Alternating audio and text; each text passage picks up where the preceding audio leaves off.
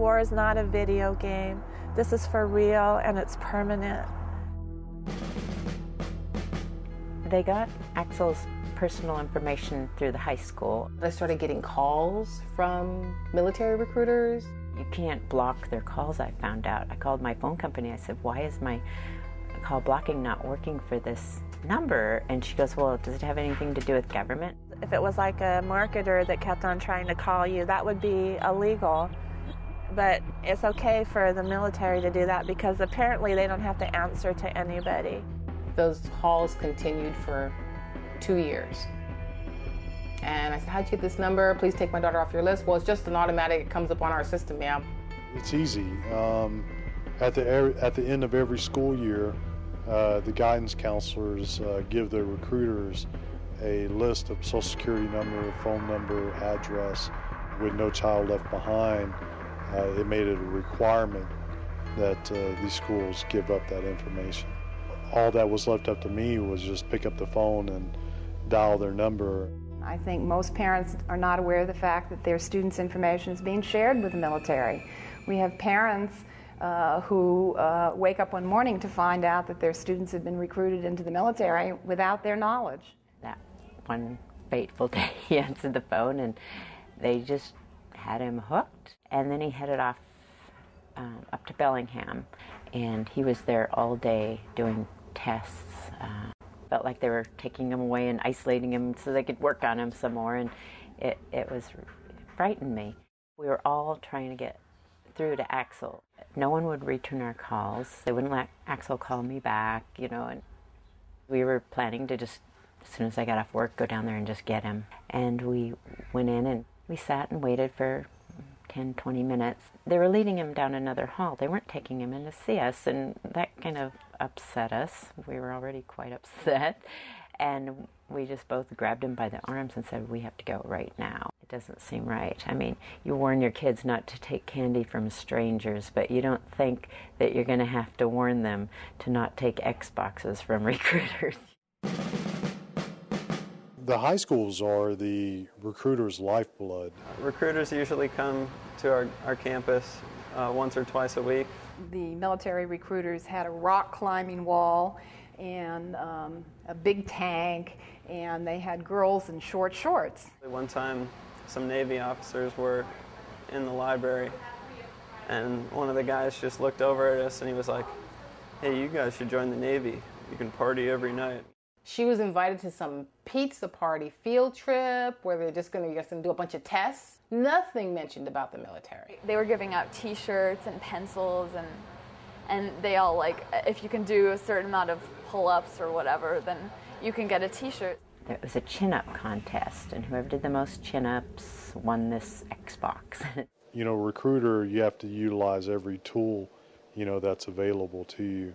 Any school which refuses to comply with the provisions of the No Child Left Behind Act, including sending the private information of students to military recruiters, is threatened with the loss of their federal funding. I'm incensed as a teacher that federal funding is held hostage to turning over private information of students to military recruiters. I think it's outrageous. Marines, they live by a certain creed or code: honor, courage, commitment, semper fidelis, always faithful. But when I became a recruiter, all of a sudden the Marine Corps was asking me to bend the truth and lie, cheat, manipulate, steal, beg, borrow, do whatever I had to do in order for me to achieve a contract. I recruited 75 contracts over a 3-year period, and out of that, 95% of them were fraudulently enlisted. Say a young man had asthma when he was younger. If they told me that they used an inhaler, a week ago, then I would say you don't have asthma.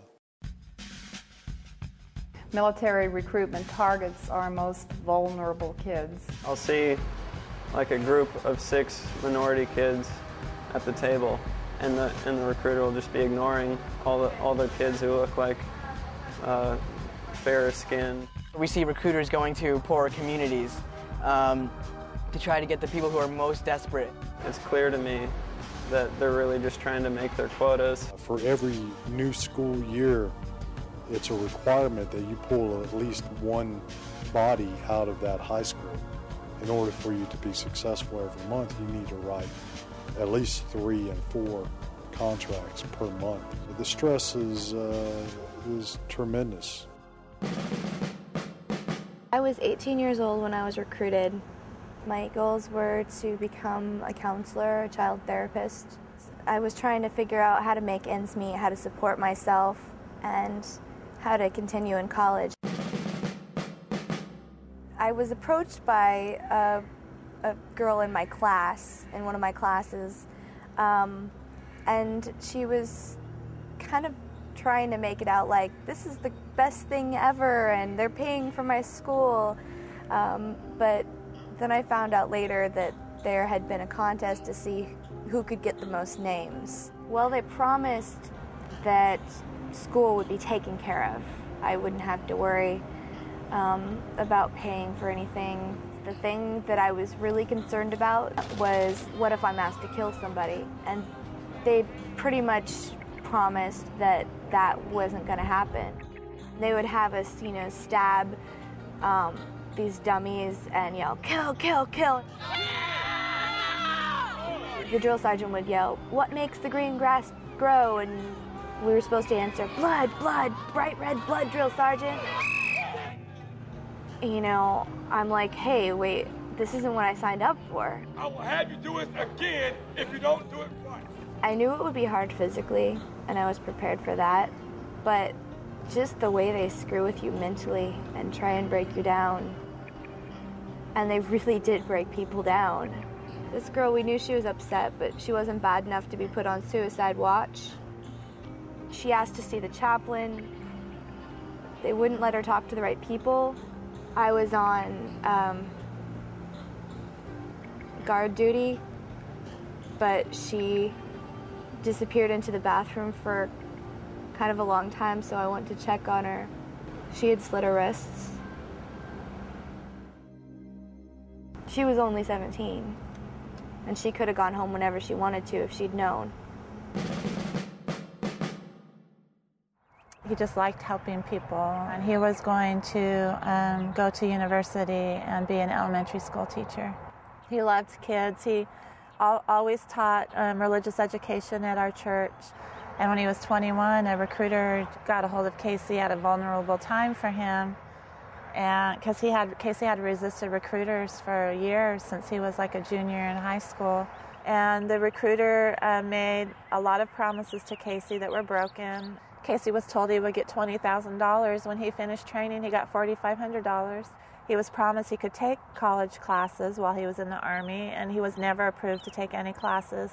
He tried to register every semester, and they wouldn't let him. He was promised he could be a chaplain's assistant. When he got to boot camp, he was told that that specialty was filled, and he would have to be a Hyundai mechanic or a cook. His recruiter promised him that because he scored so high on the ASVAB test, that he would never see combat. I believe they left for Iraq on March 19th. For the 2 weeks he was gone, I was a nervous wreck.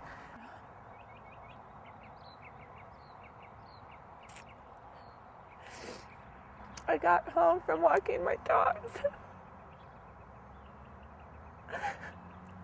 I turned the corner from the garage, and I could see 3 Army officers standing in my living room.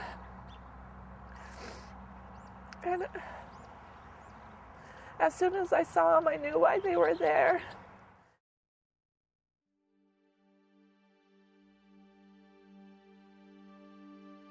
If I had the opportunity to get his name off the list, I definitely would have. Had I known there was an opt-out form to sign, I would have definitely signed it before any of this happened with my son. There is a provision within the No Child Left Behind Act that allows parents to opt out.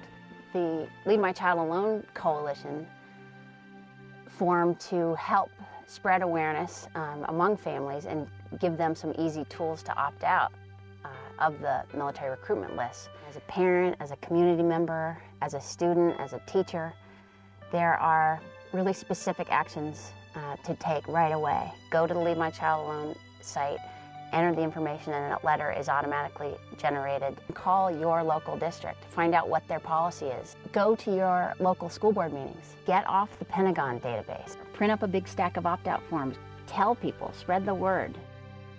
I don't know if our kids can see their future because they're just kids. But we can see their future, and we want them to have a future. So look for them. Seek the information out for them. And don't be afraid to tell them honestly what they're not being told.